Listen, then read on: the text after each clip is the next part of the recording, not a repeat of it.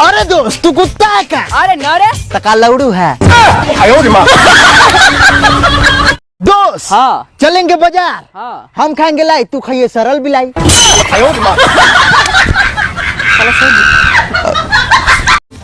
अरे बिहारी साला इधर आ। बिहारी है हम, इज्जत देगा तो प्यार देंगे, ज्यादा बोलेगा तो गाड़ फाड़ देंगे। जिया हो बिहार के लाला। तो चलिए हमारे साथ एक वर्ल्ड क्लास का शायर जुड़ चुके हैं जो आप लोगों को कुछ सुनाना चाहते हैं। हाँ तो सुनाइए। जंगल में सफेरा बीन लिए बैठा था। गौर फरमाइएगा जी। जंगल में सफेरा बीन लिए बैठा था, सांप भी साला कमीना निकला यार, फोन लगाए बैठा था।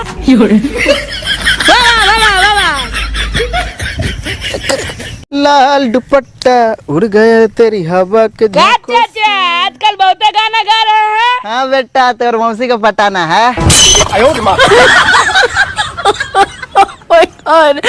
हमारे साथ महान सिंगर है जो कपल्स के लिए गाना लिखे हैं। हाँ तो सुनाइए सर।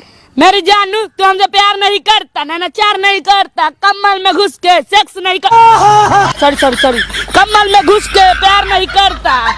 Thank you.